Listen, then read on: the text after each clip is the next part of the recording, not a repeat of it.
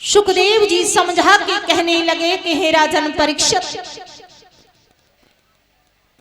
जब कामदेव को जला करके राख कर दिया तो कामदेव की पत्नी रति को जब यह मालूम हुआ तो रति का रो रो करके बुरा हाल हो गया और भोलेनाथ के समक्ष रो करके क्या बोली है,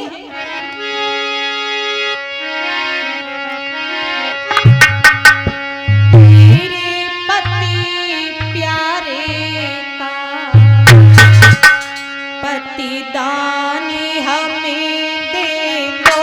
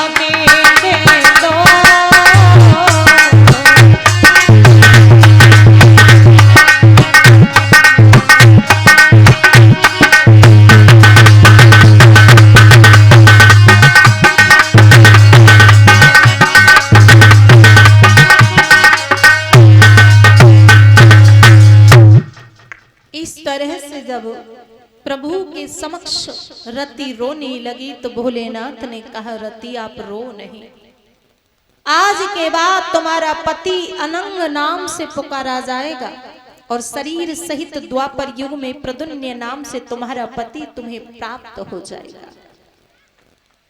और उसी समय रति को विदा किया तो देव ऋषि नारद जी ने भोलेनाथ जी का टीका और लगन चढ़ा दिया और कहा कि अमुक दिन बारात लेकर के आप राजा हिमांचल के नगर में पहुंच जाना।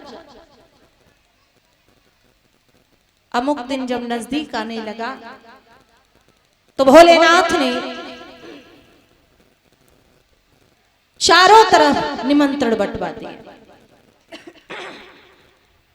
कैसे कैसे रिश्तेदार, भूत चुड़ैल बिच्छू नाग कातर मसान खई समस्त देवता ये सब उनके रिश्तेदार थे।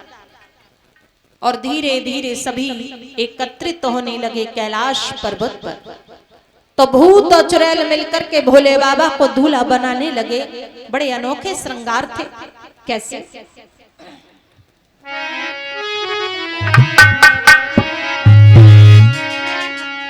शंकर की गड़िया जो भोले का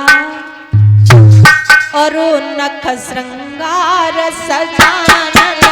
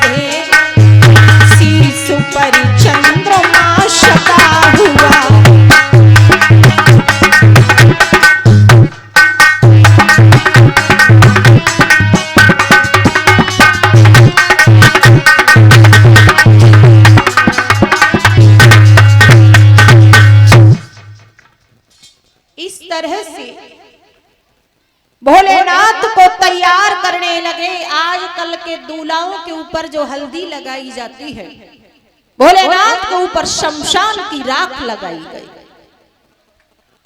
शमशान की राख को लोग अपवित्र मानते हैं, लेकिन भोलेनाथ ने तो उसे ही पवित्र बना दिया। शीश पर चंद्रमा है, जटाओं में गंगा मैया है। बड़े अनोखे श्रृंगार थे। ऐसे तो भोले बाबा तैयार हुए। बारात की तो बात ही अलग है।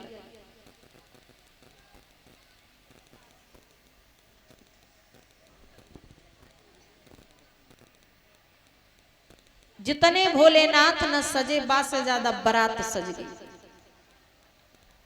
भोलेनाथ जब चले हैं डूड़ा नादिया पर सवार होकर के, तो बड़े अच्छे से मंगलाचार के साथ बारात जब चली, तो भोलेनाथ ने सबसे पहले देवताओं की टोली को आगे कर दिया। उसके बाद भूत चुड़ैल बिच्छू नाग कातर मसान खईस, और फिर भोलेनाथ जिस गांव से होकर के बारात गुजरे ना, तो जो कोई देवताओं को देखे, चंद्रमा यम कुबेर सूर्य ब्रह्मा विष्णु, इन सब को देखें तो सभी बड़े प्रसन्न हो कि बारात इतनी सुंदर है तो दूल्हा कितना सुंदर होगा। तो ब्रह्मा जी कहें दूल्हा इतना सुंदर है, इतना सुंदर है कि अगर पीछे की बारात तो दूल्हा देख लो तो हो सको 2-4 दिन खटिया से नीचे ही ना उतरो, हो सके रातों की नींद खराब हो जाए, क्योंकि पीछे की बारात में भूत और चुड़ैल है। और सही ढंग से देख ले तो सोने को तो काम ही खत्म, रात भर वो ही दिखेंगे। इतना कहते कहते आगे बढ़ते जा रहे हैं, तो जो कोई बारात को देख ले वो बाहर ना निकले, बल्कि घर में बैठ जाए, खटिया पे बैठ जाए। सबका बड़ा बुरा हाल, कोई भी बारात को देखने के लिए बाहर नहीं निकल रहे। जो सुने वो दरवाजा लगाए और बंद है जाए कमरा। बारात आगे बढ़ने लगी, राजा हिमांचल के नगर के नजदीक पहुंच गई। तो राजा हिमांचल को जब मालूम हुआ कि बारात आ चुकी है तो सिपाहियों से कहा कि जाइए बारात के नाश्ता पानी की व्यवस्था करो। तो नाश्ता लेके चले तो उनके कान में कौन ने कह दी कि ऐसो न हो करावे जा रहे हो नाश्ता, कहूँ बे न कर ले तुम नाश्ता, क्योंकि जब बारात में ना गई ना आए हैं हिसाब से करियो नाश्ता। उल्टे सीधे पटक पटक के नाश्ता अपने अपने घरों में गिरे हैं, कोई भी बारात को देखने के लिए नहीं निकल रहा। जो भी सुन रहा है वो घर के अंदर हो रहा है। इधर यह बात मैया पार्वती जी को मालूम हो गई कि बारात आ चुकी है तो वो बड़ी प्रसन्न थी, लेकिन उनकी सहेलियों को जब मालूम हुआ कि पार्वती के लिए जो लड़का देखा गया है वो न्यायती पागल और बूढ़ा है, तो सहेलियां पार्वती जी के पास पहुंची और कहा कि अभी भी कुछ नहीं बिगड़ा है, आप इस विवाह के लिए मना कर दीजिए। तो भोलेनाथ के बारे में जब इस तरह से कहा तो पार्वती जी कहने लगी कि सखियों, आपने भोलेनाथ की सूरत को देखा है, गुणों को नहीं। हम बताते हैं कि भोलेनाथ कैसे हैं। और कहा पार्वती समझाए कहे शिव लेखा है